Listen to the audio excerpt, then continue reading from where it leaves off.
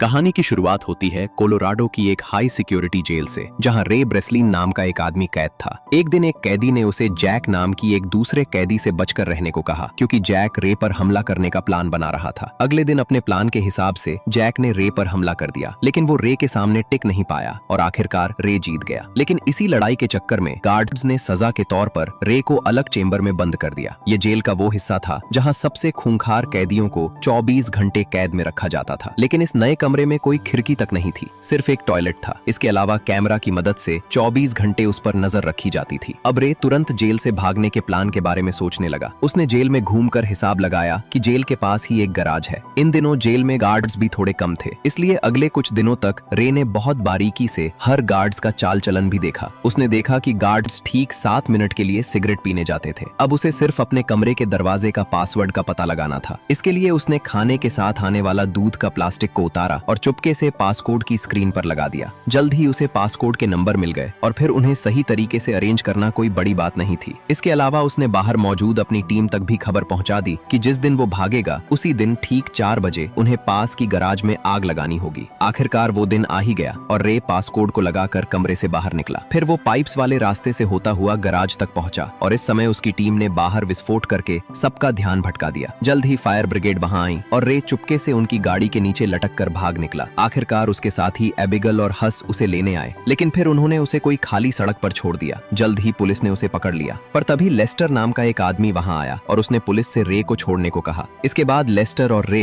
इस जेल से बात करने पहुंचे और तब ये खुलासा होता है कि रे खुद एक सिक्योरिटी कंपनी का मालिक था। ये कंपनी दुनिया भर की जेल की सिक्योरिटी की जांच करती थी। रे कोई अपराधी नहीं था, बल्कि वो तो खुद एक कैदी बनकर सिक्योरिटी की जांच करने जाता था, ताकि जेल के हेड उसमें और सुधार कर सके। वो इतनी जेल से भाग चुका था कि अब लोग कहने लगे थे कि भाई ये तो किसी भी जेल से भाग सकता है। आखिरकार पूरे 5 महीने बाद वो अपने ऑफिस गया, जहां उसने दुनिया की सबसे आसान गेम खेलकर अपने दोस्तों को खुश किया। इसके बाद उसके पार्टनर लेस्टर ने उसे जेसिका नाम की एक लड़की से मिलवाया। वो चाहती थी कि रे दुनिया की सबसे खुफिया और कड़ी सिक्योरिटी वाली जेल की जांच करे, लेकिन उसकी ये शर्त थी कि रे और उसकी टीम को ये जेल कहाँ मौजूद है इस बारे में कोई जानकारी नहीं होगी। इस काम के लिए वो लाखों डॉलर्स देने को तैयार थी। लेकिन रे को ये सब कुछ ठीक सा नहीं लगा, पर लेस्टर के थोड़ा मनाने पर वो राजी हो गया। इसके बाद उन्होंने रे को एंथोनी नाम की आतंकवादी की पहचान दी और फिर उसकी बाजू में एक ट्रैकर भी लगा दिया। लेकिन जल्द ही उसे किसी ने अगवा करके बेहोश कर दिया और उन लोगों ने बड़ी बेरहमी से उसकी बाजू में लगा वो ट्रैकर भी निकाल दिया। अब वो सीधा जेल में पहुंच गया ताकि उसे पता न लग सके कि ये जेल कहां पर है। जब रे की आंख खुली तो उसने देखा कि वो एक कांच के डिब्बे में बंद है और उसके चारों ओर कई कैदी थे।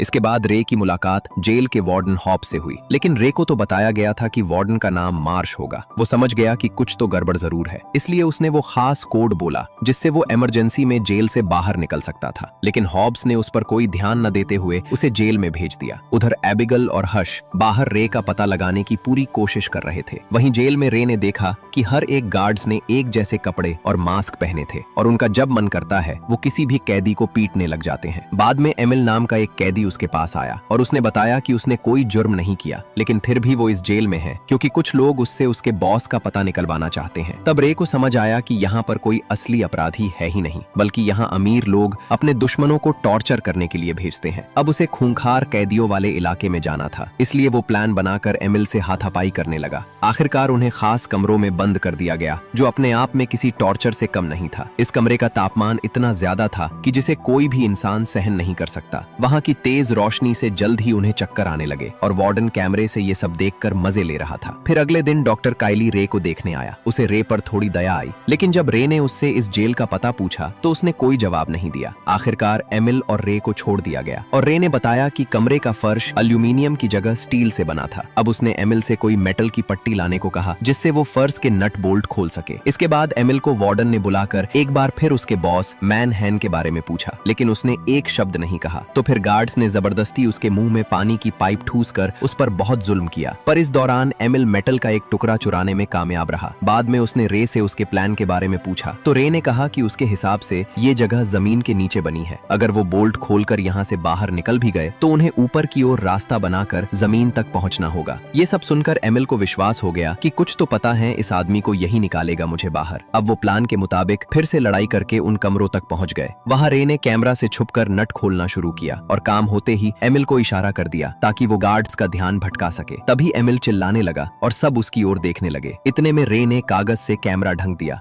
इसके बाद वो फ्लोर से नीचे उतर गया, लेकिन तभी उससे गलती से एक पाइप टूट गई, जिससे हर जगह पानी भर गया। आखिरकार जब वो ऊपर पहुंचा तो उसने देखा कि ये जेल जमीन पर नहीं बल्कि समुद्र के बीचों बीच पानी की एक विशाल जहाज में थी। इधर अंदर का पानी चारों ओर बहने लगा था और तब रे तुरंत अपने कमरे में वापस लौट आया। उधर अब जेल में हस ने लस्टर से रे के बारे में बात की। असल में इस काम के लिए रे को जो चेक मिला था वो बाउंस हो गया था और जेसिका का भी कोई अता पता नहीं था। इसीलिए उन्होंने लस्टर को रे को ढूंढने को कहा, लेकिन लस्टर कहने लगा कि रे को अपना काम करने दो। उनके जाने के बाद लस्टर ने जेल के वार्डन को फोन किया और रे को पूरी उम्र वही रखने को कहा। तब ये खुलासा होता है कि लस्टर अकेला ही इस कंपनी का मालिक बनना चाहता था, इसीलिए उसने ये नकली डील करके हमेशा के लिए रे को भेज दिया। लेकिन एबिगल और हस ने हार नहीं मानी। हस को तुम नाम की इस गैर कानूनी जेल के बारे में पता चला जिसमें लोग अपने दुश्मनों को रखते थे, लेकिन ये कहां पर है ये किसी को नहीं पता था। उधर जेल में रे और एमिल को पता लगाना था कि वो दुनिया के किस हिस्से में मौजूद है। इसके लिए रे ने डॉक्टर से मदद मांगी, लेकिन डॉक्टर ने उसकी कोई मदद नहीं की। फिर रे ने गत्ता चुराया और जुगाड़ करके सेक्सटेंट नाम का एक डिवाइस बनाया जिससे शीप की लोकेशन के पॉइंट्स पता किया जा सकता था, पर इसके लिए उसे शिप के ऊपरी हिस्से में जाना होगा। इसलिए उसने जावेद नाम के कैदी से मदद मांगी। बाद में जावेद ने वार्डन के पास जाकर उसका जासूस बनने का नाटक किया और बदले में उससे खुली हवा में नमाज पढ़ने की इजाजत मांगी। अनजान वार्डन ने इस बात की मंजूरी दे दी और फिर जावेद ने उस डिवाइस के जरिए शिप के पॉइंट्स पता किया। आखिरकार रे ने हिसाब लगाया कि वो मोरक्को के पास अटलांटिक ओशियन में थे। तब एमिल ने उसे बताया कि उसका एक दोस्त मोरक्को में ही रहता है, अगर वो किसी तरह उस तक खबर पहुंचा दें तो वो अपनी टीम के साथ उन्हें बचाने जरूर आएगा। अब रे फिर से डॉक्टर कैदी से मिला और उसे मदद करने के लिए मना ही लिया। फिर रात को डॉक्टर ने एमिल के दोस्त को ईमेल लिखकर उनकी जेल का पता दिया। आखिरकार भागने का दिन आ गया और जावेद ने वार्डन को झूठी खबर देकर कहा कि ब्लॉक ए में लड़ाई होने वाली है। ये सुनकर वार्डन ने तुरंत सारे गार्ड्स को उस ब्लॉक में भेज दिया और खास कमरों सिर्फ 2 गार्ड्स रह गए। रे ने मौका देखकर वहां लड़ाई शुरू कर दी और जल्द ही सब एक दूसरे को पीटने लगे। तभी रे, एमिल और जावेद